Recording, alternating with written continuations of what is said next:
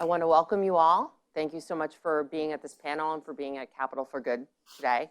My name is Sandy Wright. I'm with the Tamer Center for Social Enterprise. I've been at Columbia Business School for more than 20 years and in this current role for about 16 with the Tamer Center for Social Enterprise. And we're thrilled to have you here to talk about mental health and wellness and some interesting businesses and organizations that are doing some very innovative things in the space. You read the intro. We obviously know the stats are there. I think we have 1 in 6 youth has experienced mental illness over the past year. I just read new numbers that it's 1 in 5. 1 in 5 adults are having mental health issues. And so this is a really timely topic. It's something that has evolved and become much more familiar in terms of the fluency with which we speak. And you'll see from the panel today and the panelists talking about the ways they're trying to tackle these issues and really help support the communities that they serve. So I am going to start the panel off. The kind of layout is going to be a panel discussion. I'm going to ask some questions to have the speakers tell us a little bit about themselves and about their companies. We'll riff off of that, and then about 35 minutes later, I'm going to open up to Q&As, and please, anything is on the table. So I think I would like to start with Elise, who is to my left, and ask you, and I'm going to ask every panelist to introduce yourself and tell us a little bit about what you're doing to give us a sense of the perspective that you're bringing to this panel. Hi, everyone. Can everyone? Yeah, you can hear me. I can hear myself. So my name is Elise Schuster. My pronouns are they, them. My background is in sexuality education and public health. And what I am working on right now is we're actually a nonprofit called OK So. And we use technology to connect young people with questions about relationships, identity, stress, self-care, sexual health, kind of that whole world, and recognizing that a lot of these things are really intertwined. But we use technology to connect young people with those kinds of questions to real experts with scientifically accurate, medically accurate information who have compassionate, empathetic conversations with folks. So sort of recognizing that often an article or maybe 1 or 2 sessions in a classroom is maybe not going to really solve this for folks, and that they need to have access to people that they can trust, not necessarily a therapist all the time, but there's a lot of space kind of around that to be able to have an impact for folks. Great, thank you. Ivan? Thank you. Thank you all for coming this morning. My name is Ivan Chachuo, born in the Bronx, born in Cameroon, came to the Bronx, and kind of find myself into building in this space as a former athlete, going through a bout of clinical depression and identity crisis when the game of basketball was taken away from me in college. And I found myself for those 3 months in my dorm room, not knowing what to do, where to go. Coming from an immigrant household, my parents really frowned upon mental well-being. So when I got diagnosed, it was kind of a harsh kind of time for me to really understand who I was. And I went through a bout of substance abuse to kind of get there. And my coaching staff was who caught what was going on. So when I had the experience in going to see a clinical psychologist about twice a week for 6 months, I got to really learn about, who I was, how to identify myself as a person, not just an athlete. And, I vowed to kind of create safe spaces for athletes alike, to go through their first journey. So we've created a technology to help young people, athletes specifically currently, to identify what it is they're going through, and then based off of that, give them coping and resiliency steps that they can take to get there, right? To build those tools, those necessary tools to take that next level. And we also provide dashboards to the athletic program so they can understand in aggregate, anonymized ways what is actually going on with their cohort, so then they can be more efficient. As you know, in some of these schools, they only hire 1 to 2 clinical psychologists for the entire school. So athletes kind of have separate needs. I'm not saying anything is more or less, but separate needs that they kind of need care on a consistent basis, and it's been stigmatized. So we've created a technology in a personalized way for them to be able to pinpoint what it is they're going through and what is the next step they should take. So appreciate you guys for sharing this stage with us today. Thank you, Ivan. Helena? Hi, everyone. I'm Helena Plater-Zyberk. I'm business school class of 2006, which feels like a long time ago. Never had any intention whatsoever of going into entrepreneurialism. I actually had kind of a nice corporate career, being the business person that understood technology-based product rollout, specifically AI driven products in financial services, education, media, and found a calling about 8 years ago now to go into digital health. This is now my second company. My first was in AI-driven adaptive learning as a physical therapy replacement. But about 5 years ago, I really got interested in the mental health field because I was just pounding my head against the wall, kind of sick of this explosion of telehealth companies that were, yes, opening up another medium for interacting with therapists, but realizing that the vast majority of Americans in middle America, in underserved communities, just still weren't engaging with this idea of you need an expert, clinical diagnostician telling you how to improve your life. And so started thinking about the concept of peer support, which has been incredibly effective in areas like Alcoholics Anonymous and grief support, and actually has hundreds of research studies about its efficaciousness, and thinking about how do you put technology to work to scale that beyond these one-on-one connections that make it a mass population-wide tool. So co-founded Supportive, and we've gone on in the past 4.5 years now to serve 1.2 million individuals. We work through enterprises. We have 2 Fortune 5 customers, and we've done this all without VC funding so far. So that's the little nugget. Yeah. That's amazing. That's amazing. Kind of continuing on that point about funding, for the folks that are interested in entrepreneurship in the audience, let's talk a little bit about the business aspect of the organizations, because we just heard that you've been lucky enough not to need to go out and raise funds.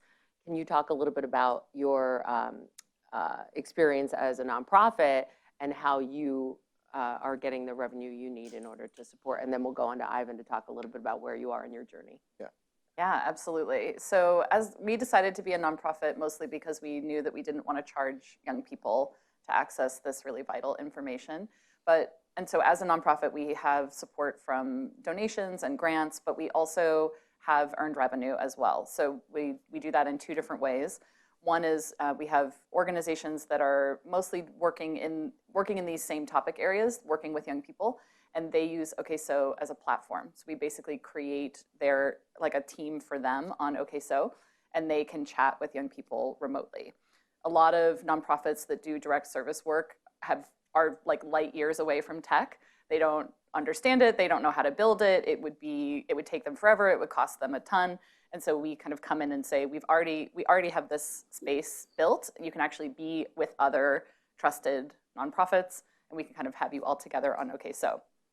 We also work as a referral partner for organizations that actually have no sexual health or mental health expertise to help them provide wraparound services for their young people. So a workforce development program or a college readiness program that is really working in a very narrow kind of topic area, but young people, of course, are experiencing all of these things kind of underneath the surface. So they refer folks to us. We take very good care of them. And then we share kind of high-level data with them. What are the trends? What are we seeing? What do you need to understand about the young people that you're working with that could actually help them complete your program more effectively? And we do some professional development for them as well, kind of really the basics of how do you listen to people and how do you respond if a young person tells you they're gay in a way that is not going to shut them down or create a crisis for them. So those are 2 ways. So we really have tried to kind of diversify the income that, the capital that's coming in as much as we can through all of those various streams. And I think part of it for us too is that because we're selling into the nonprofit space, the margins are just, we're not getting as much as like a sort of enterprise space. So it's really helpful for us to not have to be able to kind of have a lot of different places where we're bringing in funds, essentially.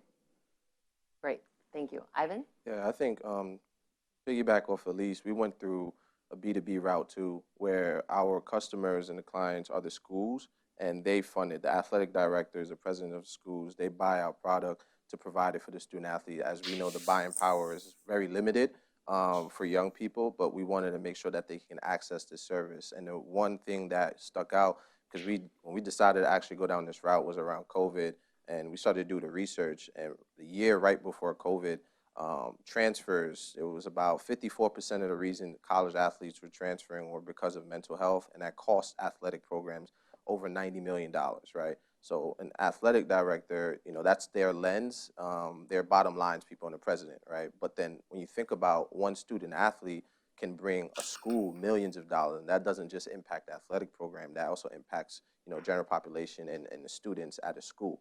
So when we focused on how do we get mass scale, when you think about schools in a horizontal plane, right now we launched about 11, 12 months ago. Started with 7 schools, but we're expected by the end of this school year to be anywhere from 35 to 40 institutions. And the big scaled approach is how do we go from student athletes into all students when we're already in that institution. So we went down the same B2B SaaS platform route. Great. Helena, getting back to something you mentioned, and I think is important for each one of you on the panel, talking about peer support. Mhm. And something in our prep call we talked about was the shortage of therapists, and that has just skyrocketed, since COVID, and the access to care and the access to help. Could you talk about your precision peer support model and what that means to you at Supportive? And then we can all talk about what it means to your prospective communities.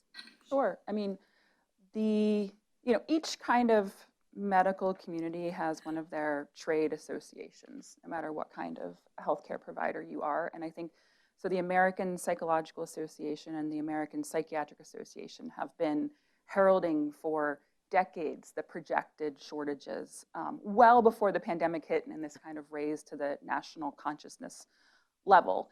And I want to say this is not unique to mental health. I mean, you can see these numbers dropping across all fields in the medical professions. But, you have to look, when you see a shortage like that, it's an opportunity as an entrepreneur. And you can think, are we going to use AI to replace humans? Are we going to go the chatbot route? Do we think meditation and mindfulness is the, panacea for all? Are we going to rely on individuals putting up a little shingle and saying, hey, I'm a life coach? What are the alternatives to fill the provider shortage that exists? And peer support, as I kind of noted earlier, was one of those few angles that was really researched and evidence-based in terms of its efficacy and the impact that it can have with clinical outcomes that are on par with therapeutic modalities. Peer support, though, is a term that means everything and nothing. I mean, it can be, we're peers today because we're all on the same panel. Is it my nice neighbor that listens to me when I'm upset one day? Is it a random person who is compassionate? And so, there are organizations that crop up and use that terminology, and it's in the nothing realm. It's just like a random listener. You can come and vent, and that's sort of the extent of what peer support is. And we were like, well, that's not supported by the research. That is not how you get the clinical outcomes that you're looking for in this field. And so the avenues that really do work is when there is something called shared lived experience. So you have a commonality, you are both going through something at the same time. But the question is, how do you find those people? And I think each of the organizations up here is about finding that, that niche group of people that is your, tribe, for lack of a better word. So we, wanting to address the entirety of the US population from, teenagers to Medicare, 80 plus, how do you make that happen? And this is where my AI background came into play, because we actually built something from the ground up. The concept was around natural language what used to be natural language processing has now evolved in our company into natural language understanding. And so we kind of, my co-founder and I sat down and we were like, what is everything that people hate about going to the doctors or seeing someone in a mental health profession? And it's those questionnaires that you have to fill out and these like assessment tools and diagnostic tools. And we were like, let's just throw them out the window. You know, let's boil it down to people just being able to say a word, anxious, or a paragraph about the 17 things that are going wrong in their lives. And whatever it is, we're going to take their words, their very simplistic answer to a question that we call what's your struggle, and we're going to use that to precision match people on the spot, on the fly, dynamically, 24/7, 365 with concurrent users on the platform and find you like the relative closest match into a little group. And there's more that I could describe. I don't want to hog all the time about how the platform works, but that's the concept is how do we bring people together so that no matter what you need to talk about at any time of day, any topic, we're going to get you a little group, make it safe, make it facilitated and guided. But that's the precision element that is so important. That's great. Thanks, Helena. Elise, can you talk a little bit about your shared lived experience and what brought you into this community and wanting feeling that it's so critical to be able to help and support folks that you are supporting? Yeah. So I grew up in the Midwest and have in a single parent household with a very conservative mother who I was raised in an evangelical church and was actually not allowed to take sexuality education in high school. Like they offered it, but she opted me out because of the person who was teaching it. And that person's identity, essentially. And so I kind of had to go searching for everything for myself. And I'm old enough, as you can probably tell, since I graduated college in 2004, that this was like, I was graduating college when like we could all get on Facebook for the first time. So I was doing a lot of this before Google was really a thing and kind of figuring it all out on my own. And that led me to get really involved in all of these, like almost every sexuality educator that you talk to is like, I'm the person my friends go to when they have questions. Like that's a really common narrative for all of us. And I became that person, and I realized that the safe space that I had needed, the place to ask my questions, like if I had had something like that, it would have helped tremendously. And being able to provide that for other people has been sort of a through line my entire career. But I think that so specifically, what I began to realize, especially as I was doing more direct service work, was this idea that like we can't scale that. We're never going to reach everybody. I worked at a place called The Door, which is in Soho. It's a tremendous youth organization. They serve 11,000 young people every year, which is more young people than any youth organization in the entire country. That's 1% of the young people in New York. So we just sort of, I was there every day kind of being like, this isn't going to work. Like, it's great. I mean, and we should have it. It should still exist, right? But we need more things on top of that. And so really started to think about how can I create the kind of space that I needed, but can I do that online? Can we do that over text? And we have spent a lot of time kind of refining what that looks like, but the answer is yes, we absolutely can create a space where people can be vulnerable, where they can feel truly seen and heard, and where we're actually able to, because of that, help people make change. That's great.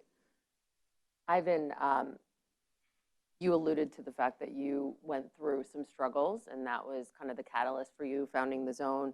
Can you expand a little bit more on that? And then also, I did want to touch upon the kind of the precision nature of The Zone, meeting the athletes where they are and from where they came from, which is really important. If you would share that. Yeah, about that. I mean, traditionally, if many of you guys have been to the Bronx, a lot of the areas, I grew up in the inner city of the Bronx, but then I also had a different experience from a two-family household, my dad being a diplomat, my mom being a nurse, so I got that education, right? But when I go outside, it's a whole different experience. So sports was my way kind of to fit in, and I became, luckily for me, pretty good at it, right? And when you kind of rode the roadmap into being an athlete, you get inundated into what that is, and it makes up who you are. So I got to, really go through high level in high school, faced some injuries, ended up playing Division II And when I got to Concordia, I thought I had a chance to go play overseas, which I did.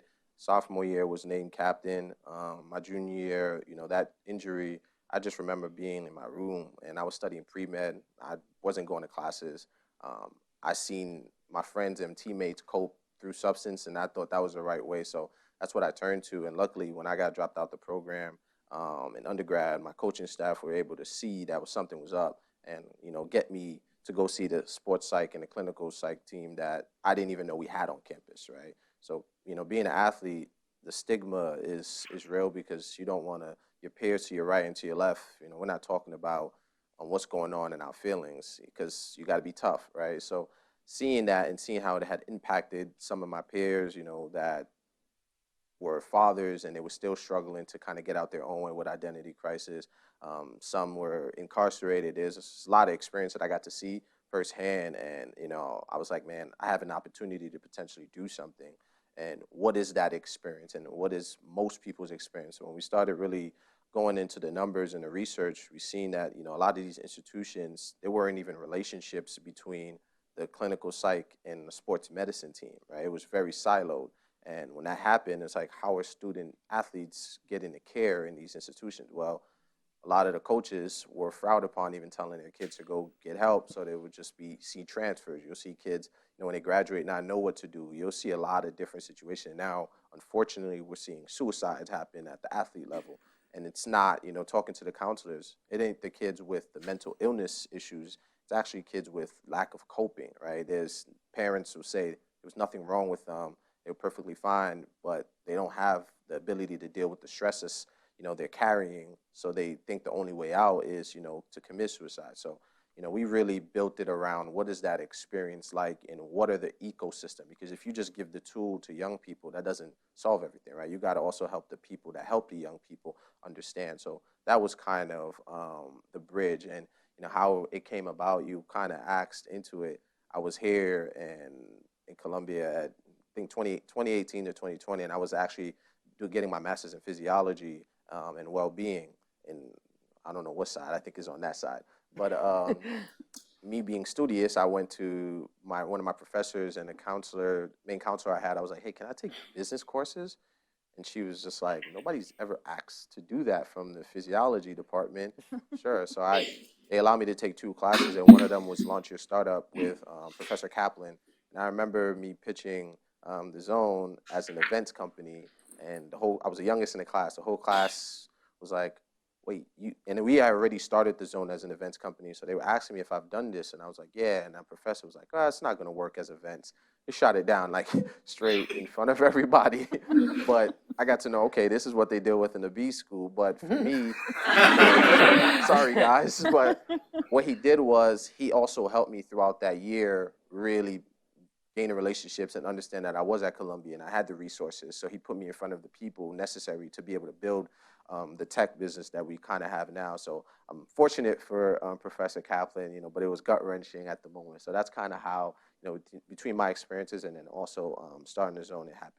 Right, and it's also, to Elise's point, you saw it up close, and events were going to touch people locally, but okay, how do you scale? And how do you reach more people? Yeah. The one other thing I wanted you to touch upon that Helena mentioned about using the language and not the clipboard with the pencil and the fill in the blank.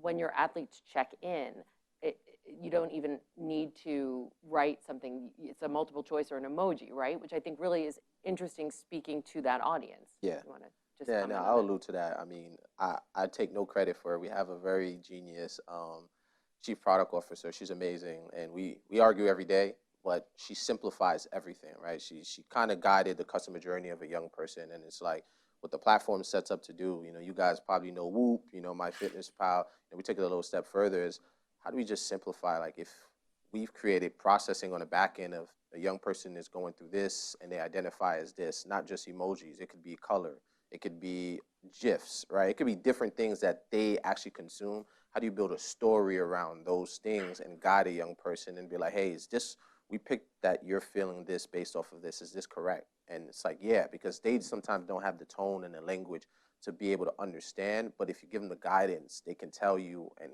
correspond with that. And based off that, we just take them on a journey, right? And everything in a platform is how they consume information, but it's also credited through a medical practice of understanding, okay, on the back end, we're guiding a user through this experience. So they can treat this proactively versus being reactive, right? So it's really all about meeting them where they're at and utilizing and leveraging technologies that they're already using and mixing that within what you're kind of trying to solve for them. Great. Helena, can you talk a little bit about kind of what your vision is, the next frontier for Supportive? And I'm going to ask each one of you before we open it up to questions.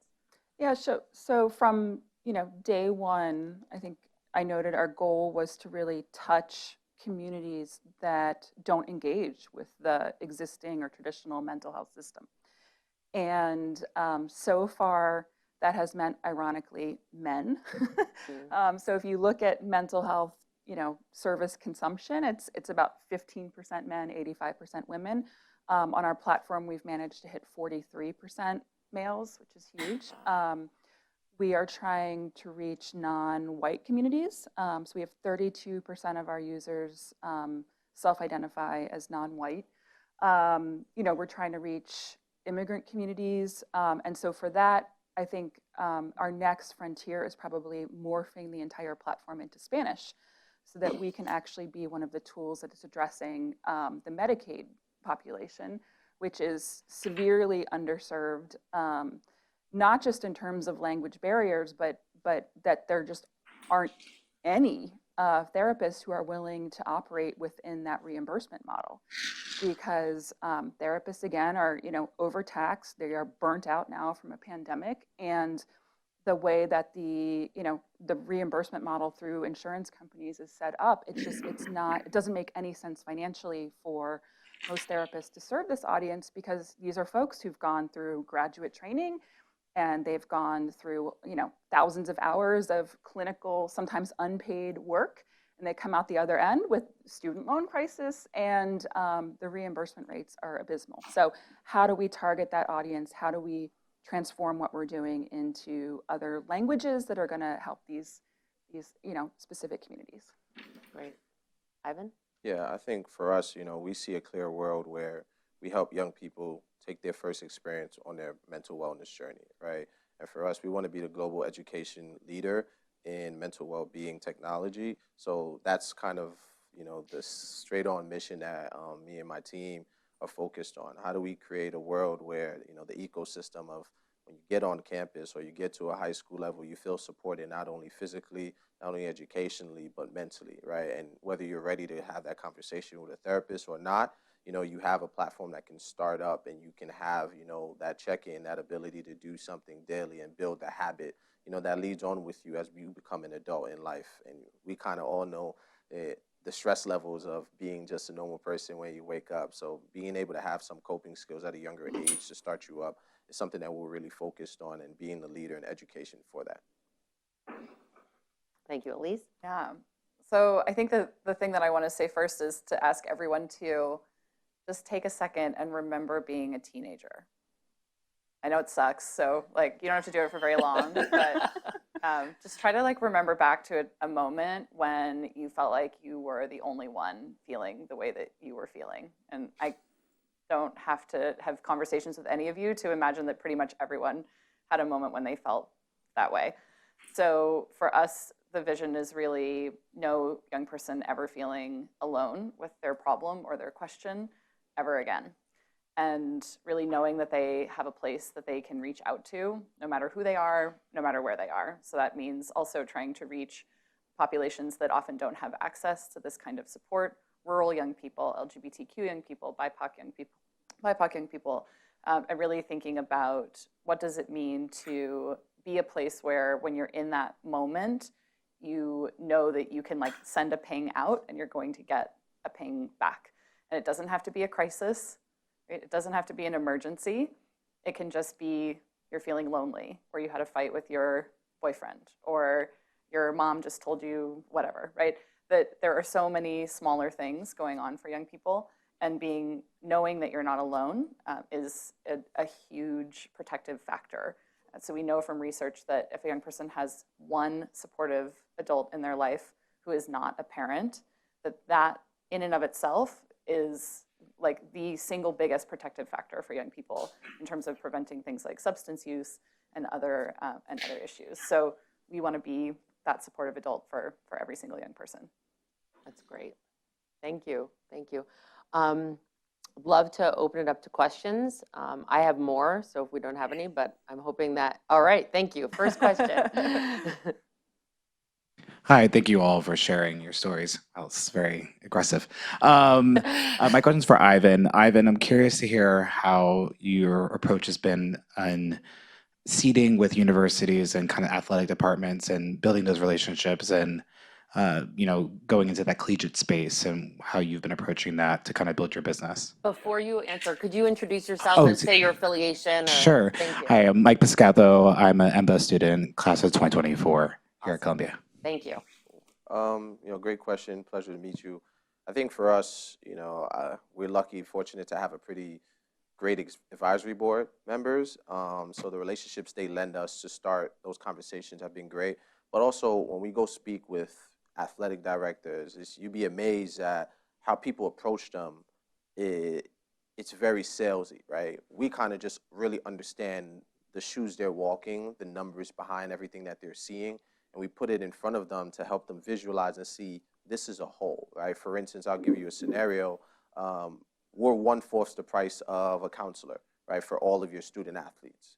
But if you have one counselor managing 700 student athletes and they're getting burnt out, there's an inefficiency there because you're paying this person $155,000 a year and they can't do their jobs correctly, right? Because they're only seeing about 5% of those student athletes. So how do you be able to get more care in a way that's also financially sound? And the real makeup is if they retain one kid from transferring, they just made back the price that they invested in the zone, right? So when you're having conversations with different stakeholders, when we go to the counselors, it's not salesy. We bring our medical team to kind of help them understand how can the platform fit into their day-to-day, because they're like, I don't want to add in another thing to do.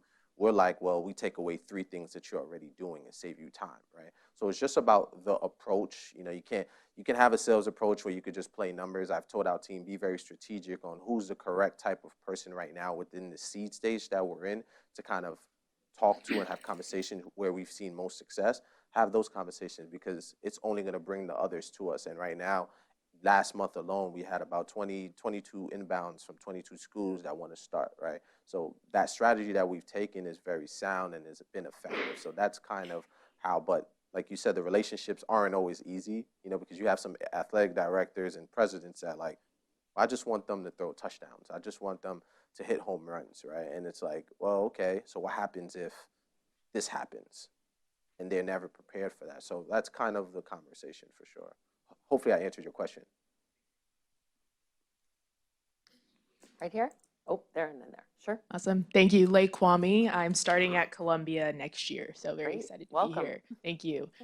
So you talked a little bit about sort of access to language as well as simplifying the communication, making it easier for people to want to share.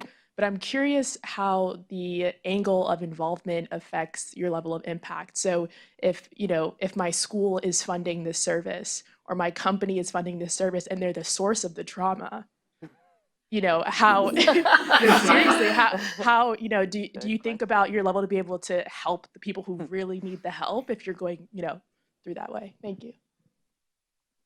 I Great can question. take that because I serve some large employers. So this is public record, but Walmart is a client of ours. And so we are available to all 1.6 million associates across the United States. And as you've just touched on, you can imagine that there's a lot of negativity around experiences that people have in the workplace, whether it's colleagues or customers or the management of the organization and the pay rates and things like that. So a couple things. So from a technological standpoint, we've actually patented something that is pretty unique that helps people. So when we take on an enterprise client, we actually have the ability to process, tag, and ingest all of the other services that are available to someone in their entire ecosystem, which includes channels for workplace disputes or HR resolution or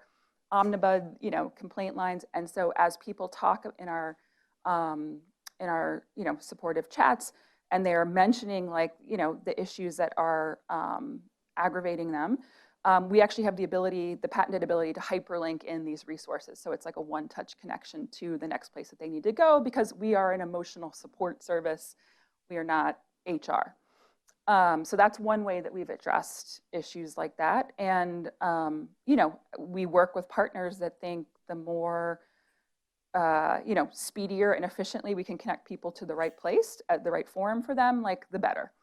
Another angle that we take as an emotional support platform is really helping people through not just coping tools, because coping is not the goal. Healing is the goal. So, we will help people bring in exercises, bring in resources that are going to let them take, life inventories, or rethink their career path, or, think about what matters and readjusting their perspective. So I haven't, given you a chance of walking it all through, but there's a lot more that goes on our platform other than the pure venting. It's like we're actually giving people tools and exercises and resources that are going to be that next step for them too, as part of our process.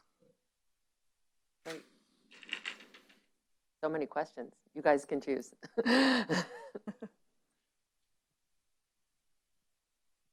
I have a question for you, just because I actually used to work for Walmart and was a product manager on a product that was connecting people with mentors that operated kind of similarly. But I'm curious on, as a vendor coming in at Walmart, I had unlimited therapy sessions. And I'm curious how you, to a certain extent, compete with that, or make yourself visible when there are so many resources at a company like Walmart. Yeah, so so Walmart actually offers its population direct access through their employee assistance program. You get 8 or 10 counseling sessions. They also offer Doctor on Demand, which has teletherapy, and I think they offer one more mental health resource. And despite all of that, they measure engagement in these services, and all of these services and across everything that they offer, the average what's called utilization rate from the population is 1% or lower. And so when we came along and just explained what we did, they had already vetted, they said, close to 200 other mental health resources in an effort to find the thing that would actually be the thing that people use. And when they heard about the approach we were taking, they were like, let's try this one. And everything starts out as a pilot. You don't walk into Walmart and get a full-fledged multi-year contract. It was supposed to be a year. They do about 100 pilots a year to find one thing that's going to work. And we were the one thing. In 5 months, we hit 30% engagement in the pilot population. So we rolled out 7 months ahead of schedule. Now we're tracking about 9.4% across the entire population, which doesn't sound like a lot, but it's 9x what all of these other, not just mental health services, but across their entire vendor landscape is getting. So we are considered the sticky thing that people will actually use. 9% of Walmart is over 100,000 people. Yeah.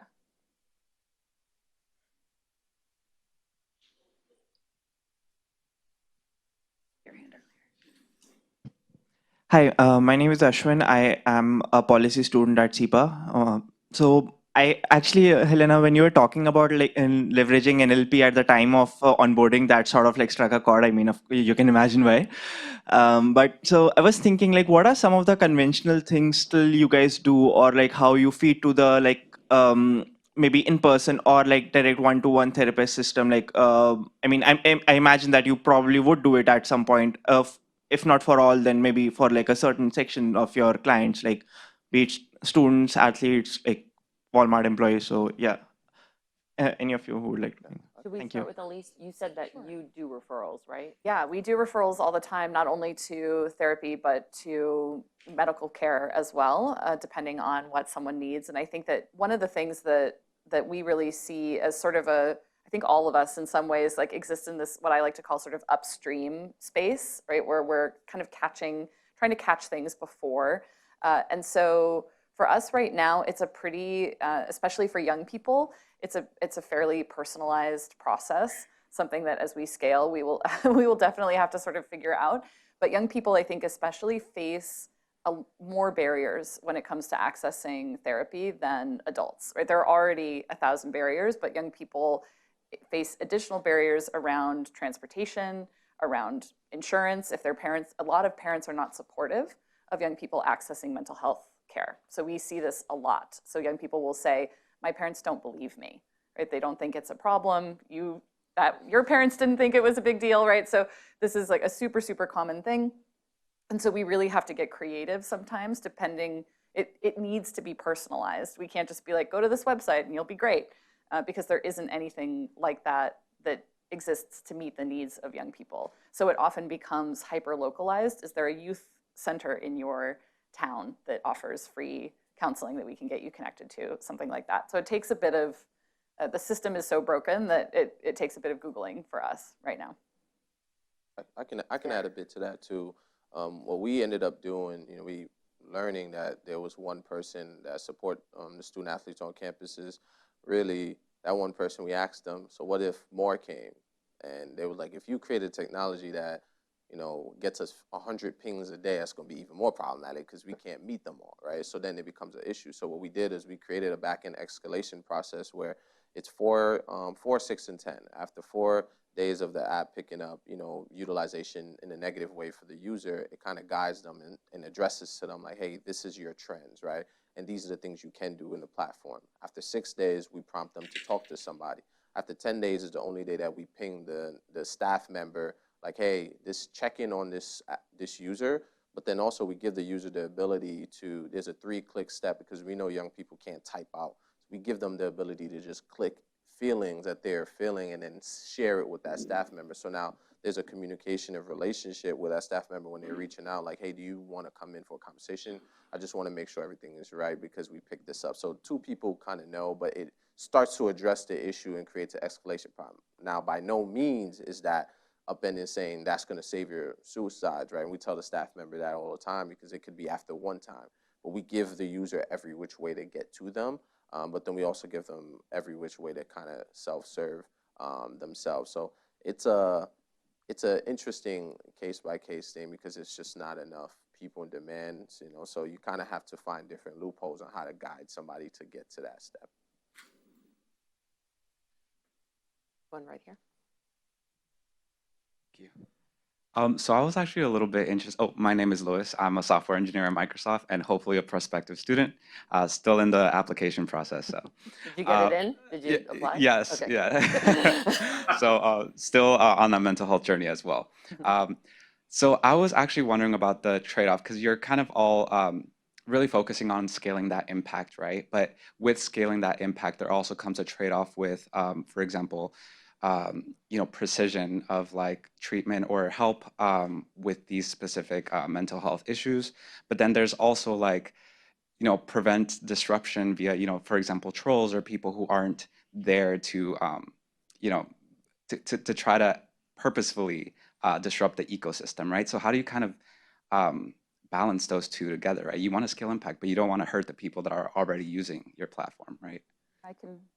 Sure. So you hit the nail on the head with like two big issues there. And this is where being a second-time entrepreneur kind of came to the rescue here, because I think from like literally day one of our whiteboarding formation of this company, the troll aspect and the how do we handle these like, precise needs were on the table as like big problems to solve. So one, from just knowledge of what happens in open forum communities and social media in general, our troll antidote was to never have conversations taking place without a moderator. And this what sounds like a scalability issue because then it's like, oh, you're introducing like someone that needs to be on the platform all the time. And our day one solution to that was we're going to use psychology students and graduate students, so undergrad and graduate. And we built our own from the ground up kind of like Uber and Lyft alerting system. We have moderators in 26 countries, so for round the clock usage. And we actually never open a peer conversation without a moderator in place. And this happens, within seconds. So usually it's like 20 seconds wait time to get a moderator in. But they get extensive training. We stood up a university under the guise of an academic from Stanford to train them how to moderate, how to facilitate these conversations. And so we're kind of squashing the troll element. We can mute people, kick them out, reroute them, all sorts of stuff. Then from your second part of the question about how do you get people to like the specialized precision needs. So much like you hear about these handoffs and these referrals, we kind of combed the entirety of what we could find in terms of landscapes of like individual niche organizations, the hair pulling organization and the nail biting organization and the what have you. And we've created those in a library. So we have now 34,000 resources to route people to, not just in the US, but if we bring on like an international customer, we do all that pre-work. And we're making those like hyper-specific referrals live, and we're also doing crisis routing live. So we are combing with the AI and the natural language, looking for hopelessness or despair or, instances of sexual assault or domestic violence or, anything that you can imagine. And we're actually able to route people directly to organizations that are specialized and can have those one-on-one, crisis intervention services. I would also, so the way that we have addressed sort of both of those things, I would say, is so our model is that we have teams, that all of our experts are volunteers, and they're all working in teams. And the teams are pretty broad in terms of topic areas, and we've got a lot of experts in there. And so what that means is that they're kind of hopping in and out, and we're doing it asynchronously. So unlike a lot of kind of crisis services, I think that often what we do with crisis and therapy and doctor's appointments, all of it, is we sort of say to people like, have your problem in this boxed amount of time, please, right? Like this is the time you have, and then after that, we're done, goodbye. And so we really went an asynchronous model because we recognized that our problems don't work that way, and that we wanted people to be able to ask a question, think about it, try something, come back, and that we could really think about like what happens over time, especially cognitively for young people.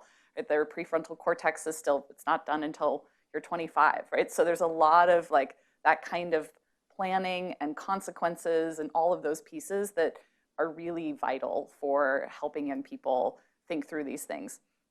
And so because our experts are working in teams, that means that they are all a part of that conversation, and the conversation is only with them. So we don't, if there's a troll, the troll is only talking to the experts and not talking to other young people, so their damage is very controlled, and then the experts are able to respond.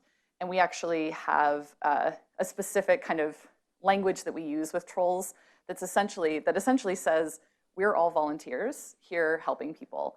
And when you ask a question like this, it takes away from the time that we can spend helping other people. We want them to understand the impact of their behavior. And then we follow that up by saying, if you have a question, an actual question, we'd be happy to answer it. So we really try to open the door for them. And 50% of them just stop.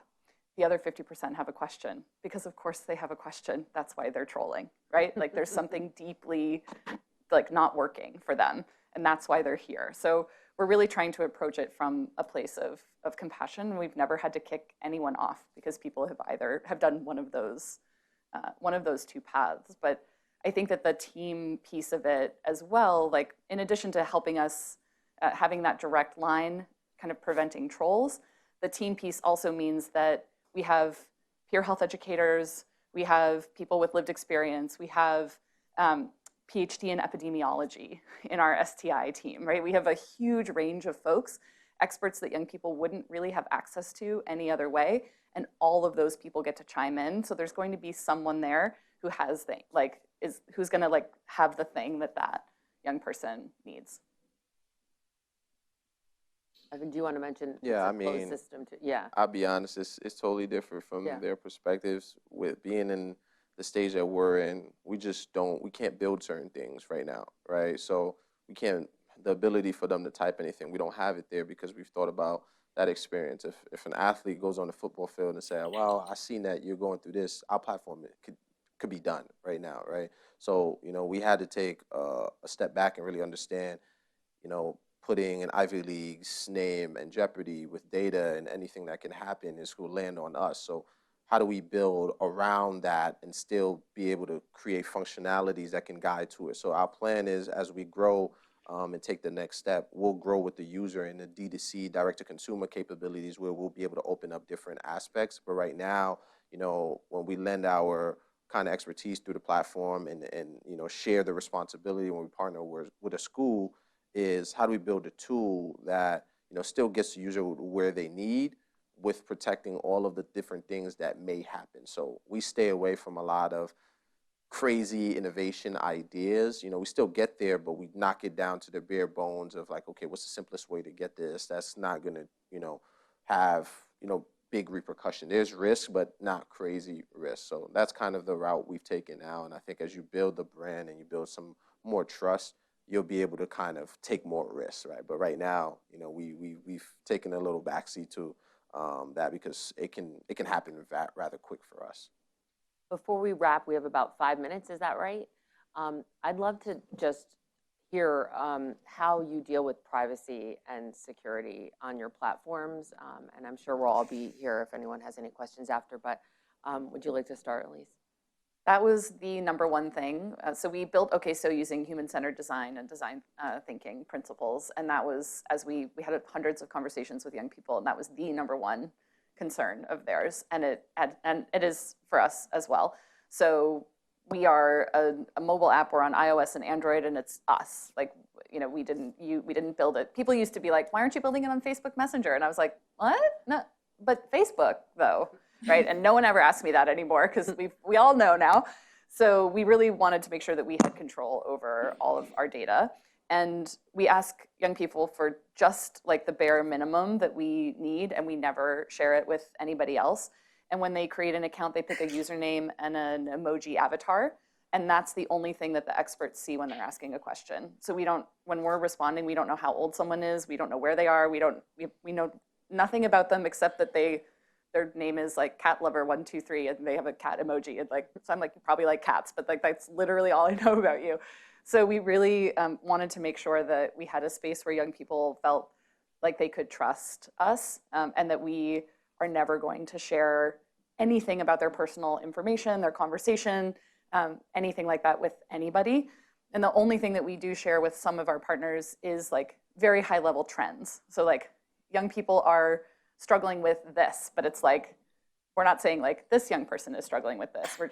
We're trying to sort of do it super, super high level.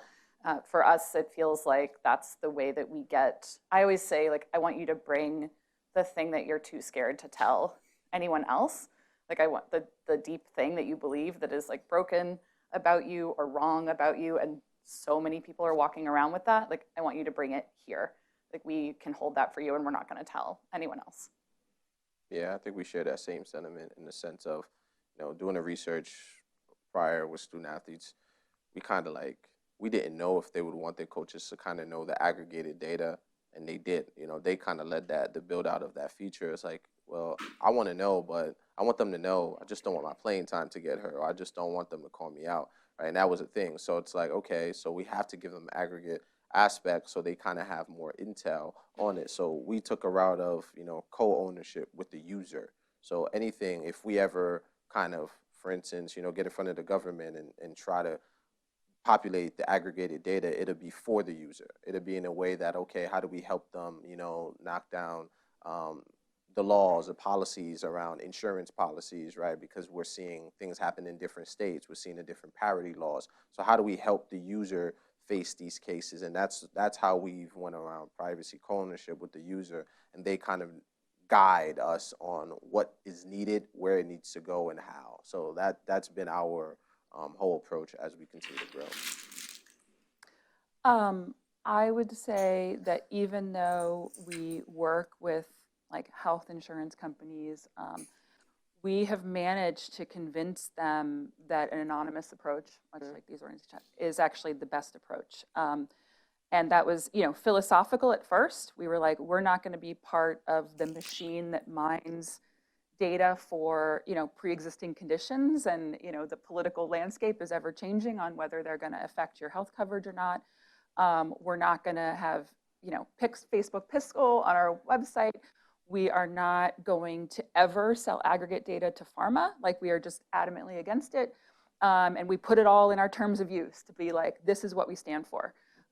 So what we do is, much like co-panelists have said, is we tokenize like distinct entry points for different enterprises so that we can provide aggregate reporting. But we do not collect an email or a phone number, which most organizations do solely for the purpose of retention marketing. And we said, well, if we do not build something that people want to come back to, then that's on us. Excuse me. So, yeah, the demographic data that I shared a little bit earlier, that's actually completely opt-in. We only ask people, we don't even ask, it's hidden. So after you go through the chat and you select a username, and we have close to 11,000 like forbidden words that you can't incorporate into your username. You can't incorporate any personal information of any kind. But on the other side of the chat, when you're like, holy cow, I never created a profile, I never logged in, I never gave them all the information that every other website asks for, then we say, then they can like hunt around and find, oh, here's where I can enter, male, female, non-binary. Here's where I can enter my ethnic information. And so we made it all optional. And because of that, we actually get a heck of a lot of data. Great. Well, I want to thank you all and thank our panelists. That was a really exciting discussion, and talking about mental health and entrepreneurship and technology and how you guys are all connecting the dots in a very inspirational way. So thank you so much.